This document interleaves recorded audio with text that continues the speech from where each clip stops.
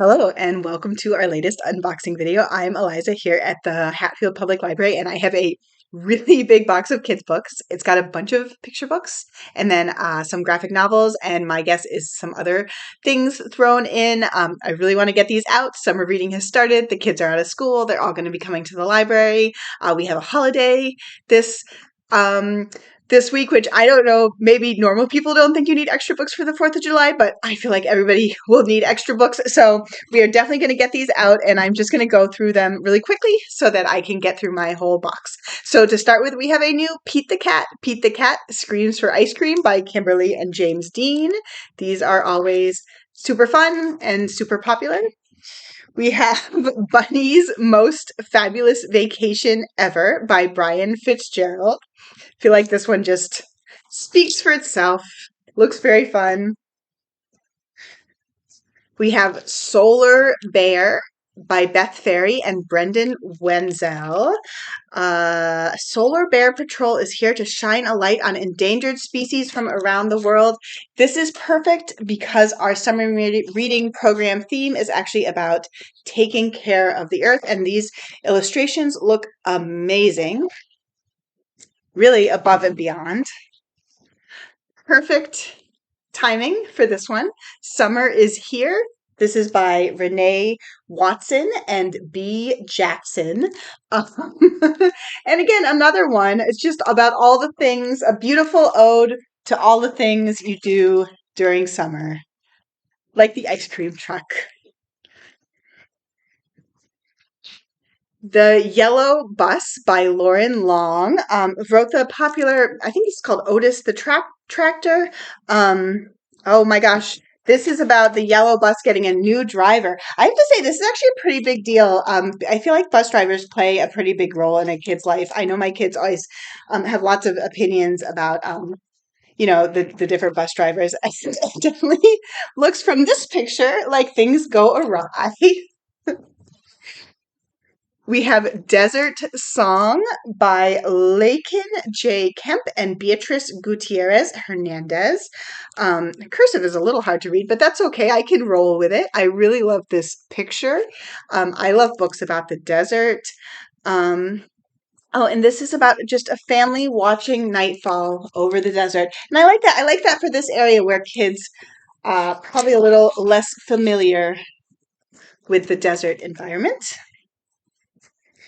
We have More Dung, A Beetle Tale by Frank Weber. There must be something in the air. So I ordered this book a long time ago, and then just recently, my son has become incredibly obsessed with dung beetles, and he has a little toy beetle, and then he has like a little like super ball that's brown, and he always like has the beetle like play moving its dung around. It's kind of a funny game for him to be playing. But anyways, apparently dung beetles are in, and this looks like the perfect book to celebrate that, and I will definitely be bringing this home for my own dung beetle fan. We have Upside Down Ursula. That's a little disorienting. Or up, maybe I don't know how it's supposed to be read. It's by Corey R. Tabor, and uh, it seems like the book flips as you read it. So maybe not good for a parent on a night when they're particularly tired at story time, but I think it will be. I think it will be fun. Keep you on your toes. A Best Friend for Bear, Petr Horacek, an illustrator. I've always just really liked this sort of simple but very like textured style that he does. I've really enjoyed his books. Oh, looks like it's about two bears navigating friendship. We have Ruby's Tools for Making Friends, Apryl Stott. Oh, we all know for children, for adults, making friends confusing and more complicated than you would think. So I love the premise of like how can you help navigate that? Oh, yay! We have a new Bluey book. Bluey, Grannies, and Other Stories. So very popular TV show. We're getting more and more Bluey books, and I know my kids in particular. They love to play Grannies, and they're always talking about their beans, which is a Bluey joke. So I think we will have a lot of fans of that one. I'm Afraid, said the leaf by Danielle. Danielle, wow, that's a challenge. Daniel, and Matt James. Um, oh, it's a book about empathy with nature and comforting, how to comfort and express empathy. That's beautiful.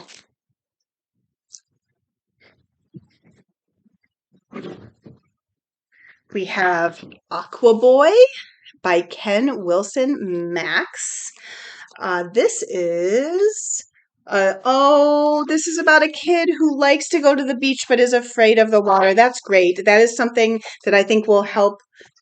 I'm sure a lot of families go through this, and hopefully this will help, give a story version for kids who are confronting their fears.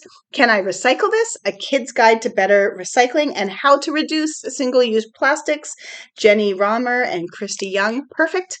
Fits right in with our summer reading program theme. Helpful possibly for adults too. The Digger and the Dark by Joseph Kuefler, who's written other Digger books. All very popular. Can't go wrong with the Diggers. I love how clear his illustrations are. It's sort of fun. How many more picture books? Oh, three more picture books. So we have Water. How Can We Protect Our Fresh Water by Catherine Barr and Christiane Engel. Gorgeous. Wow, this is a lot of words. So maybe more for kids who are a little older or for younger kids who are more on the patient side. We have How to Help a Hare and Protect a Polar Bear by Dr. Jess French and Angela Kyokan. So another good one, maybe for slightly older kids. And again, with that same focus on taking care of the earth, which fits in with our summer reading theme. We have Changes in the Air, Carbon, Climate, Earth, and Us by Debbie Levy, illustrated by Alex Boersma. So explaining about stuff like carbon, uh, how to protect shorelines. And we have 1,000 facts about sharks. How can you go wrong?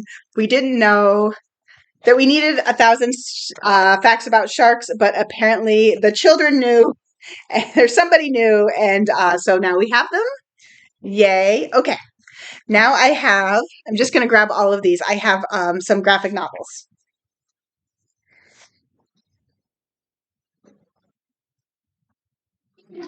So to start out with, we have two additions to the Tea Dragon Society. The Tea Dragon Society, this is a replacement, and then the Tea Dragon Tapestry, which I think is a newer one. These are both by Kay O'Neill, both gorgeously illustrated. We have Croc and Gator, Swamp Ranger School by Lisa Katzenberger, illustrated by Mike Sicotello.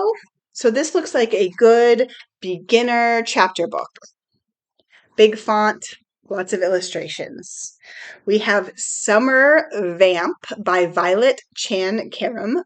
Get it? Summer Camp, Summer Vamp.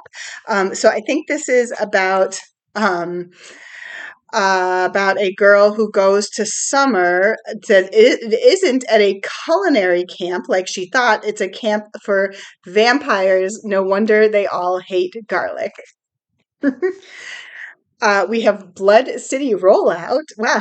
It's like we're working on a theme here. VP Anderson and Tatiana Hill. So this is about an ice skater who wants to go into the Olympics, and then she gets kidnapped by undead kids on roller skates. Just Roll With It by Veronica Agarwal and Lee Durfee Lavoie. Oh my gosh, if I was a kid, I would just find a comfy spot or climb a tree or something and take all these books and just spend my whole summer reading them. So as long as Maggie rolls the right number, nothing can go wrong. So this sounds like she ends up in sort of a real life game of Dungeons and Dragons. We have The Deep Dark by Molly Knox Ostertag. Ostertag. It says she wrote The Girl from the Sea, which is true, but I think of her also as the author of Witch Boy, which my two older kids both read and really loved. Even though they have different tastes in books, they both really loved Witch Boy. So here's a new book by her. We have Unicorn Diaries, Beau and the Witch by Rebecca Ellicott. So this looks like a series we already have, but I actually think it's a new series that just looks a little bit like the Owl Diaries. Oh, I get it. Sorry, I'm catching up. Owl Diaries, now we have Unicorn Diaries. So it's new series by the author of the Owl Diaries. Took me a minute, but I eventually got there. We have Art Club Dare to Create by Rashad Doucet. Inspired by the author's own childhood, a picture of an aspiring young artist on a mission to prove that the arts are worth fighting for. Whoa. Two more. We have The Worst Ronin, written by the author of Squad, Maggie Tokuda-Hall, and art by Faith Schaffer. Being a samurai isn't easy. It's about a 16-year-old. Oh, wow. I thought this would maybe take place in historical, but they have phones, so it must be contemporary or maybe in a different land because then it says there's demons. Okay. Sounds fun. There's a lot going on. Looks good. Looks exciting. I'm not sure if it definitely takes place like kind of in our world, but maybe partly with other stuff going on. So, and Sink or Swim. This is by the author of Just Roll With It, which we just looked at, Veronica Agarwal and Lee Durfee-Lavoie.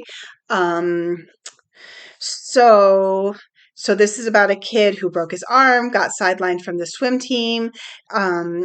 He can't swim as well anymore, and now he has to go to summer camp.